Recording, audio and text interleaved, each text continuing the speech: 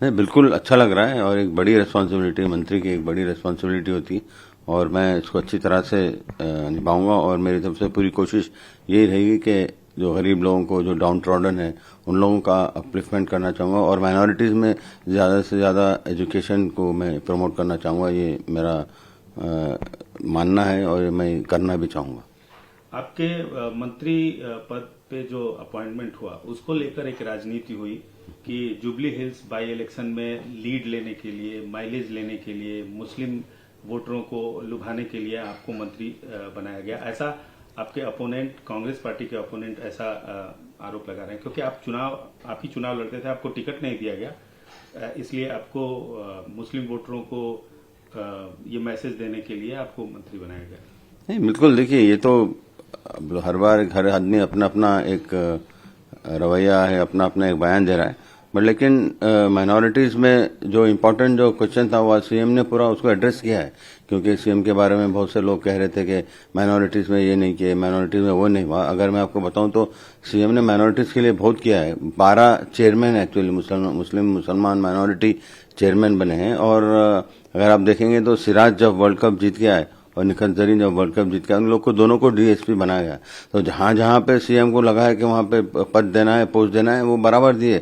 तो इसमें तो देखिए, ये तो एक गवर्नमेंट का प्रिरोगेटिव रहता है, गवर्नमेंट के ऊपर रहता है किसको बनाए और किसको ना बनाए। वो तो मैं खुश हूं कि मैं सीएम साहब की बहुत बहुत शुक्रिया अदा करता हूं कि बहुत बहुत शुक्रिया अदा करता हूं कि वो उन्होंने मुझे इतना मौका दिया और बिल्कुल हाईकमांड का भी मैं बहुत बहुत शुक्रगुजार हूं।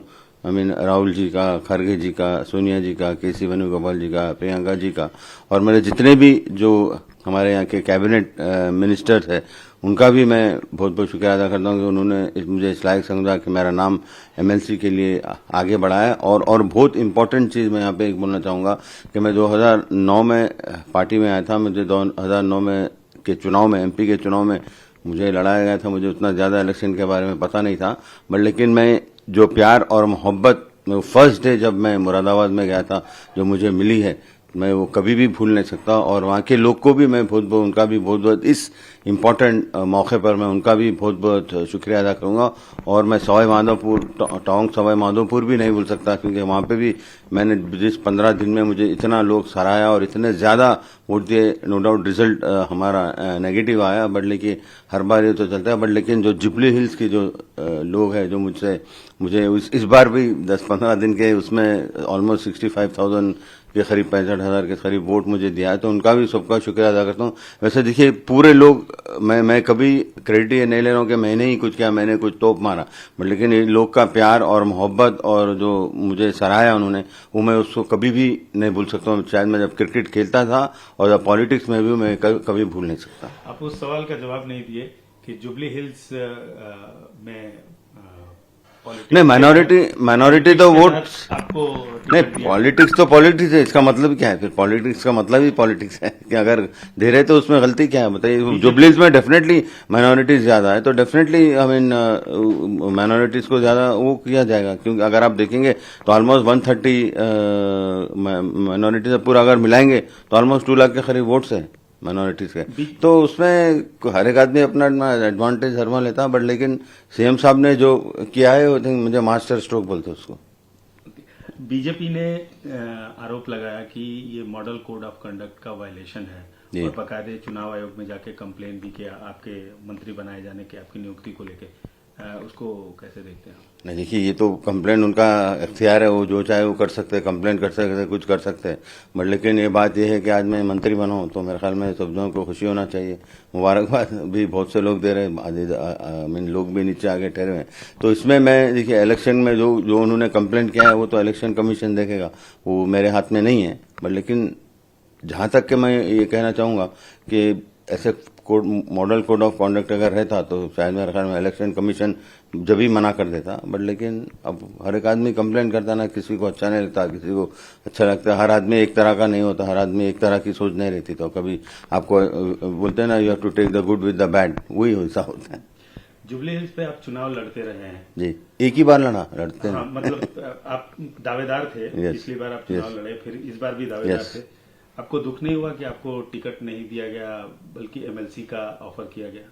देखिए मुझे दुख नहीं रहता, मैं ऑलवेज पार्टी के प्रिंसिपल्स पे चलता हूँ और जो पार्टी जो चाहती है वही करना चाहिए, क्योंकि पार्टी को उस टाइम पे लगा के मुझे एमएलसी बनाना है तो मैं उसको बिल्कुल मैं एक्सेप्ट किया।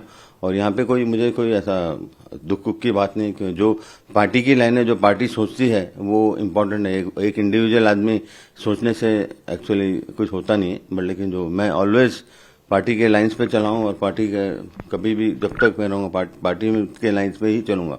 जो भी पार्टी समझती है पार्टी के लिए बहुत अच्छा होता है तो हम उसे करना चाहिए, क्योंकि देखिए पार्टी से कोई बड़ा नहीं है। जहां तक के मतलब जो पार्टी होती है वो पार्टी 130-140 साल से चलती आ रही है। लोग आएंगे और जाएंगे, अगर आप अच्छे काम करेंगे तो आपका नाम होगा, बड़ा काम होगा। जैसा अब जो भी आप अपना प्रोफेशन चूज करें, या क्रिकेट करें या पढ़ाई करें या पॉलिटिक्स करें, अगर आप अच्छे काम करेंगे तो वो इम्पोर्टेंट है मेरे हिसाब से। अजय भाई, आप मंत्री तो बन गए हैं, लेकिन एक तकनीकी पेंच अभी भी अटका है जो 6 महीने बाद उभर कर आएगा कि 6 आपको दोनों सदन में से किसी सदन का सदस्य बनना पड़ेगा। जी। और अभी फिलहाल कुछ स्कोप नहीं दिख रहा है, कहीं कोई जगह नहीं दिख रही है। नहीं, इंशाल्लाह वो तो हो जाएगा। मैं तो पॉजिटिव सोचता हूँ, मैं कभी कोई चीज नेगेटिव तो नहीं सोचता हूँ।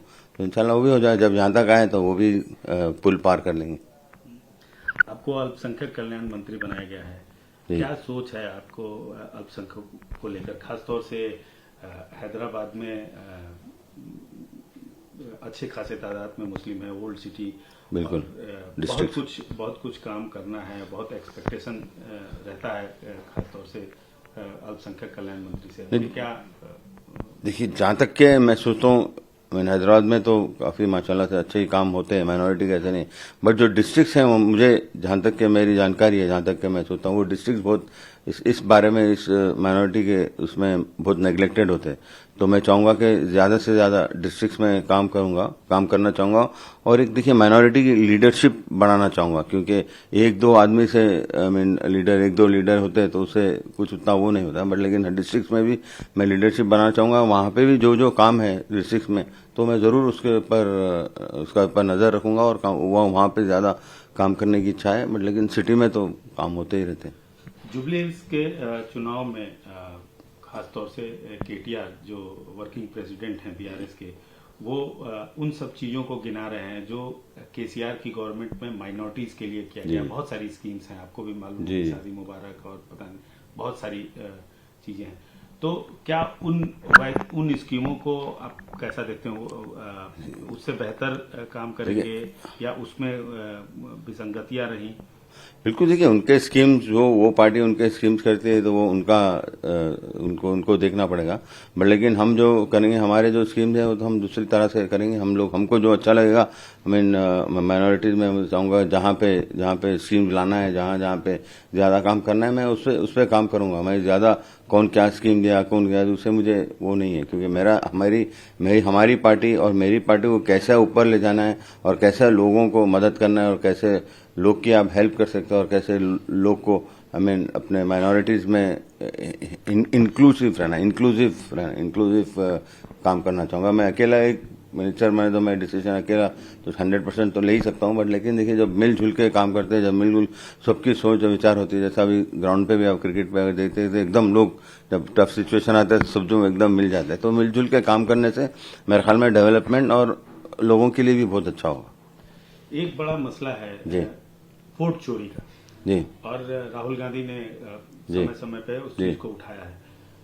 तेलंगाना में भी अभी कुछ दिन पहले केटीआर ने भी उसी तरह का पावर पॉइंट प्रेजेंटेशन करके बताया कि यहाँ भी वोट चोरी हुई है। वोट चोरी तो हमारी तरफ से तो कोई वोट चोरी तो नहीं। वोट चोरी जो आदमी हमारे जो लीडर है राहुल गांधी ने जो जितना खुलासा किया है, मेरे ख्याल में उसके ऊपर सीरियसली लेना चाहिए, क्योंकि इलेक्शन कमीशन भी अगर आप देखेंगे तो थोड़ा सा एकदम एग्रेसिव हो जा रहे, एकदम थोड़ा सा।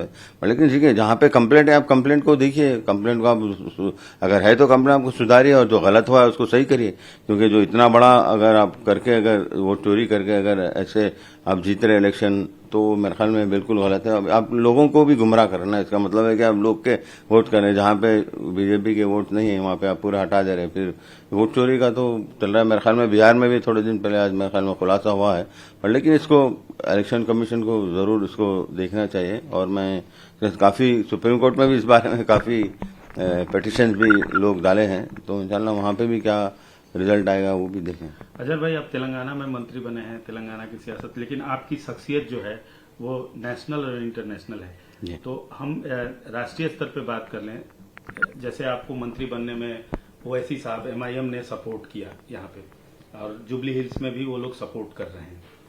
लेकिन आपके सरकार के, आपके तेलंगाना सरकार के एडवाइजर सबीर अली साहब जब बिहार कैंपेनिंग में जाते हैं जी। तो ओवैसी और ओवैसी की पार्टी को बीजेपी का बी टीम बोलते हैं।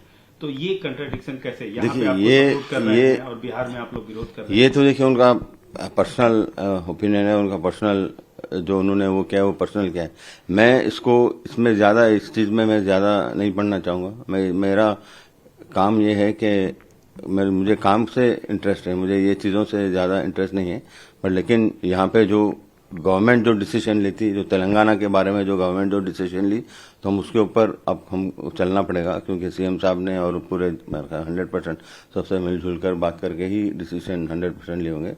तो हम यहाँ पे मेरा इंटरेस्ट तेलंगाना में है, मैं तेलंगाना में काम करना चाहूँ, और ये सब चीज़ों से मुझे हमारी पार्टी को मैं कैसे ऊपर ले जाता हूँ वो मेरा एम है, वो मेरे लिए वो बहुत इम्पोर्टेंट है। कल जुबली हिल्स बाई इलेक्शन में कैंपेनिंग के दौरान केंद्रीय मंत्री बंडी संजय जी ने बहुत सारा स्टेटमेंट दिया। उन्होंने कहा कि टोपी पहन के वोट मांग रहे हैं, सीएम टोपी पहन के वोट मांगने से वोट नहीं मिलेगा।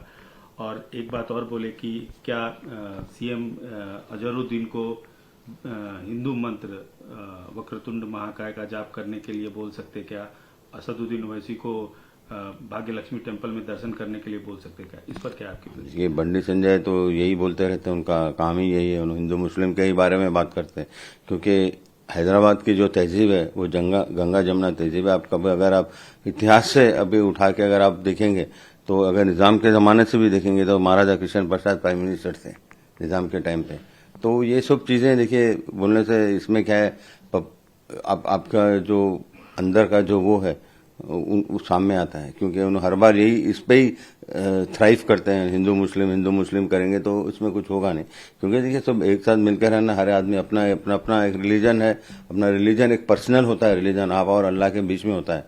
इसमें किसी कोई भी कुछ इंटरफेयर नहीं कर सकता है। तो इसमें आप जो जिस रिलीजन कर रहा है हमको उसको रेस्पेक्ट करना पड़ेगा और आगे बढ़ना पड़ेगा। इसमें क्या रिलीजियस की लड़ाई अगर कब तक आप करते रहेंगे, हर बार रिलीजन पे लड़ते रहेंगे, तो आपका कोई डेवलपमेंट होगा ना, कोई आपकी पार्टी का डेवलपमेंट होगा ना, कोई आपको क्या बोलते सो आगे चल के कुछ हिंदुस्तान के लिए फायदा होगा। तो ऐसी चीजें बिल्कुल भूलनी नहीं चाहिए। क्योंकि हैदराबाद है, यहाँ पे गंगा जमनी तहजीब है और बहुत से लोग कुछ भी कुछ बोलते हैं, लेकिन इस बारे में तो सोच समझ के बोलना चाहिए। हर बार आप ये कम्युनलाइज जो करते हैं ना, वो बहुत गलत बात है। मैं इसमें बिलीव नहीं करता। हर आदमी को इख्तियार है कि जो भी रिलीजन फॉलो करे वो और उसके और अल्लाह के बीच में, उसमें कोई भी इंटरफेयर नहीं कर सकता और बीच में आ नहीं सकता। शुक्रिया। Thank you.